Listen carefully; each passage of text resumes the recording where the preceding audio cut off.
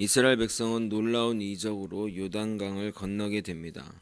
이스라엘 사람만 아니라 주변의 이 장면을 지켜본 가나안 사람들도 놀랐습니다. 어느 정도로 놀라냐면 마음이 녹았고 정신이 잃었다고 말할 정도였습니다. 기세에 눌린 적보다 쉬운 상대는 없습니다. 하나님은 이스라엘 백성들에게 정말 터무니없는 일을 시킵니다. 예배를 드리라는 것도 아니고 제사를 드리라는 것도 아닌 할례를 받으라고 하시는 겁니다. 지난번에도 말씀드렸지만 그 당시 할례는 목숨을 담보하는 수술이며 며칠 동안 고통 속에 꼼짝 못해야 하는 것이기 때문에 전쟁이 그것도 바로 그 적들 앞에서 있는 그들 앞에서는 마치 전쟁을 포기했으니 죽여달라고 하는 말밖에 되지 않습니다. 아마도 적들은 놀라운 이적을 보았기에 그리고 어찌 보면 너무나 황당한 상황이라 무슨 꿍꿍이 속이 있을지 몰라 오히려 섣불리 공격하지 못한 면이 있지 않나 생각해 봅니다. 할례는 하나님의 백성의 공적 신분을 드러내는 행위입니다. 그러므로 하나님은 전쟁을 앞두고 하나님의 백성으로서 하나님의 군대에 속하기 위해 그의 신분들을 새롭게 하는 의미가 있는 것입니다. 마치 대한민국 남성이 군대에 입소하면 교육 기간 동안 몇 번 훈련병 누구누구라고 하고 훈련이 마쳐지면 이병 누구누구가 되는 것처럼 이렇게 정식적으로 필요한 과정들이 필요했던 것입니다. 이로써 이스라엘 백성은 하나님의 백성이며 하나님 나라의 군대가 된 것입니다. 그래서 그들은 가나안 입성을 광야의 떠돌이나 방랑인으로 들어간 것이 아니라 공식적인 신분으로 들어가는 것입니다. 지금 시대에 이 할례를 대체하는 것이 세례인 것입니다.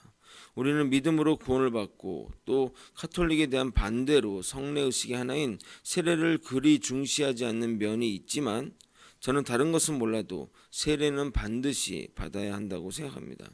그것이 구원을 보장하는 것은 아니지만 그래도 우리의 공적 신분을 새롭게 하는 의미인 세례는 받아야 한다는 입장입니다. 오늘은 할례와 더불어 가나안 입성의 의미를 다시 한번 새겨보는 시간을 갖도록 하겠습니다. 위에서 언급한 이유 말고 하나님이 할례를 명한 이유가 또 있습니다. 무엇일까요? 오늘 읽은 본문에 정답이 있습니다. 바로 유월절 명절을 지키기 위해서입니다. 유월절은 출애굽시 하나님이 10번째 재앙을 통해 이스라엘 백성을 애굽에게 놓이게 한 것에 대한 감사와 평생 이 은혜를 대대로 영원히 잊지 말라는 의미로 절기를 만들었습니다. 그러나 출애굽 이후로 광야에서는 유월절을 지키지 못했습니다. 그들의 광야 생활은 징계의 시간이기에 유월절이 허락되지 않았던 것입니다. 이제 그들이 가나안에 입성하고 하나님은 유월절을 이제 허락하게 되는데 유월절의 조건이 할례 받은 자만이 받을 수 있기 때문입니다. 우리가 세례를 받은 자만이 성찬에 참여할 수 있는 것과 마찬가지입니다. 그 규례가 출애굽기에 나와 있습니다. 출애굽기 12장 43절부터 48절입니다. 출애굽기 12장 43절에서 48절 제가 읽어드리도록 하겠습니다. 여호와께서 모세와 아론에게 이르시되 유월절 규례는 이러하니라. 이방 사람은 먹지 못할 것이나 각 사람이 돈으로 산 종은 할례를 받은 후에 먹을 것이며 거류인과 타국분 꾼은 먹지 못하리라. 한 집에서 먹되 그 고기를 조금도 집 밖으로 내지 말고 뼈도 꺾지 말지니 이스라엘 회중이 다 이것을 지킬지니라. 너희가 함께 거류하는 타국인이 여호와의 유월절을 지키고자 하거든 그 모든 남자는 할례를 받은 후에야 가까이 하여 지킬지니 곧 그는 본토인과 같이 될 것이나 할례를 받지 못한 자는 먹지 못할 것이라. 그러므로 그들이 유월절을 지키기 위해서는 반드시 할례가 병행이 되어야 합니다. 그래서 전쟁을 앞두고 양을 잡고 다 함께 모여 명절 파티를 벌이니 그를 입장에서도 또 그것을 멀리서 바라보는 가나안 사람 입장에서도 참 황당함의 연속입니다. 전쟁을 하자는 것인지 놀러 온 것인지 분간이 안 될 것입니다. 그런데 그 과정에 놀라운 사실이 하나 발견됩니다. 여호수아서 5장 11절과 12절을 한번 읽겠습니다. 여호수아서 5장 11절과 12절 읽겠습니다. 시작.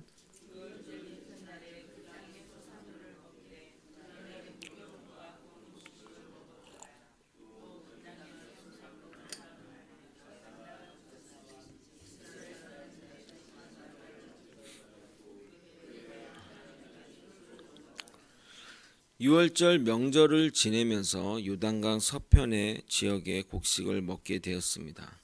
그런데 그 다음 날이 되자 만나가 그쳤다는 기록이 있습니다. 여태까지 만나를 주신 줄 기억도 못하고 있었는데 그 40년 동안 하나님은 매일 만나를 내려주신 것입니다. 잘못을 징계하셨지만 완전히 죽게 내버려 두신 것은 결코 아니라는 겁니다. 고린도서 10장 13절은 이렇게 얘기합니다. 사람이 감당할 시험 밖에는 너희가 당한 것이 없나니 오직 하나님은 미쁘사 너희가 감당하지 못할 시험 당함을 허락하지 아니하시고 시험 당할 즈음에 또한 피할 길을 내사 너희로 능히 감당하게 하시니라. 성경의 말씀처럼 감당할 시험만 우리에게 허락하신다는 잊어서는 안 됩니다. 사람이 죽으란 법은 없다라는 말처럼 주님은 우리에게 반드시 살 길을 열어주십니다. 아멘.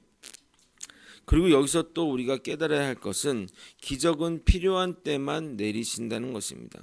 기적은 기적 자체의 의미가 있는 것이 아니라 기적을 통해서 이루고자 하는 일이 중요하시게 기적의 유용성이 사라지면 하나님은 바로 그 기적을 거두십니다.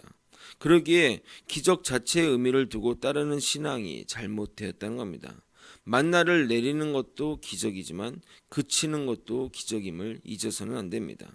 하나님은 결코 하나님의 능력을 허투루 쓰지 않으십니다. 여호수아가 여리고에 가까웠을 때 한 사람이 칼을 들고 우리 앞에 서 있는 것을 보게 됩니다. 이에 여호수아가 이렇게 말합니다. 너는 우리 편이냐 적들의 편이냐 라고 물어봅니다. 그런데 그는 이렇게 답합니다. 14절을 한번 읽어보도록 하겠습니다. 5장 14절을 함께 읽겠습니다. 시작. 나는 여호와의 군대 장관으로 지금 왔느니라. 여호수아가 얼굴을 땅에 대고 엎드려 절하고 그에게 이르되 내 주여 종에게 무슨 말씀을 하려 하시나이까. 아멘. 여러분 이 본문을 이해하면 이 본문의 의미를 이해하면 정말 엄청난 내용이 담겨 있습니다. 제가 보기에 이 14절 15절 이 두 절이 여호수아에서 가장 중요한 본문 중에 하나라고 생각합니다. 24장에 나오는 여호수아의 독백과 더불어 쌍두마차를 이룰 정도로 정말 중요합니다. 저는 이 두 절을 읽었을 때 전율이 느꼈습니다. 자 보십시오. 여호수아가 여호와의 군대 장관에게 물론 그는 여호와의 군대 장관인 줄 모르고 물어봤겠지만 이렇게 물어봅니다. 너는 내 편이냐 적의 편이냐 물어봅니다. 그러자 여호와 군대 장관이 아니라 나는 여호와 군대 장관이라 말합니다. 이게 한국말이라서 애매하게 이해될 수 있는데 영어 성경을 보면 neither 즉 둘 다 아니다. 그러나 나는 여호와의 군대 장관으로 왔다. 즉 나는 너의 편도 적의 편도 아니라 여호와의 군대 장관으로 온 것이라는 말입니다. 이 말이 무슨 말일까요? 이 말하는 게 무슨 말일까요? 이 전쟁은 하나님의 전쟁이라는 말입니다. 너와 적의 전쟁이 아니라 그래서 네 편으로 온 것이 아니라 전쟁 당사자는 나다라고 말을 하는 겁니다. 우리는 근본적으로 하나님을 우리를 도우시는 분으로 여깁니다. 그래서 그러다 보니 하나님이 보조적인 하나님으로 전략하게 됩니다. 그런 생각을 가지고 있으니까 전적으로 하나님을 의지하지 않게 되는 겁니다. 하나님은 나를 돕는 부분이라 생각하고 이 땅의 일들은 내가 해야 된다. 내가 주도적으로 해야 된다 생각하기 때문입니다. 그래서 우리가 간절하지 않는 겁니다. 그게 무당에서 비는 것과 부족을 사는 것과 무슨 차이가 있습니까? 그러나 하나님께 붙들린 우리는 하나님이 하시는 일을 그냥 따라가는 존재이며 하나님이 하시는 일을 구경하는 존재인 것입니다. 이해되십니까? 그래서 전쟁은 하나님께 속한 것이라고 말하는 겁니다. 말씀을 정리하겠습니다. 할례는 이스라엘 백성들의 영적 신분을 새롭게 하는 동시에 40년 만에 치르는 유월절 절기를 지키게 하기 위한 것입니다. 유월절의 의미가 하나님이 너희를 보호하신다는 영적인 의미가 있기 때문에 전쟁을 앞둔 그들에게는 필히 지켜야 하는 절기이며 이제부터 징계가 끝나고 가나안 생활이 시작하기에 반드시 행해져야 하는 절기인 것입니다. 그들이 가나안 땅의 소산물을 먹기 시작하자 40년 동안 이어오던 만나가 그치게 됩니다. 여러모로 이스라엘 사람들에게는 많은 변화가 생기게 된 것입니다. 광야는 농작물을 키우기도 척박하고 이스라엘 백성들이 돌아다녀야 하기에 결코 적합하지 않았습니다. 그래서 이스라엘 백성들에게 만나와 메추라기를 하나님이 내려주셨습니다. 그러나 가나안 땅의 소산물을 먹자 그 다음 날부터 만나가 멈추게 된 것입니다. 이처럼 기적은 필요할 때만 하나님은 행하셨습니다. 넘치지도 모자라지도 않았습니다.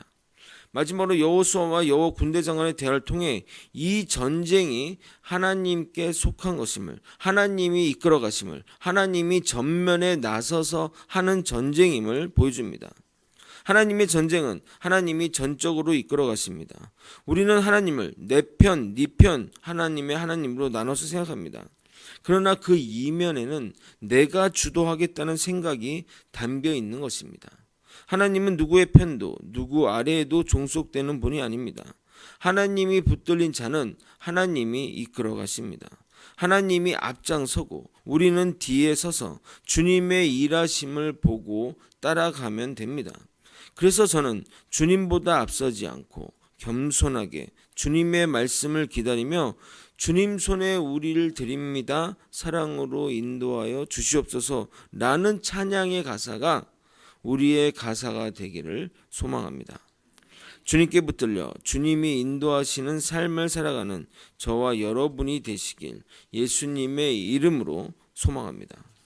기도하시겠습니다.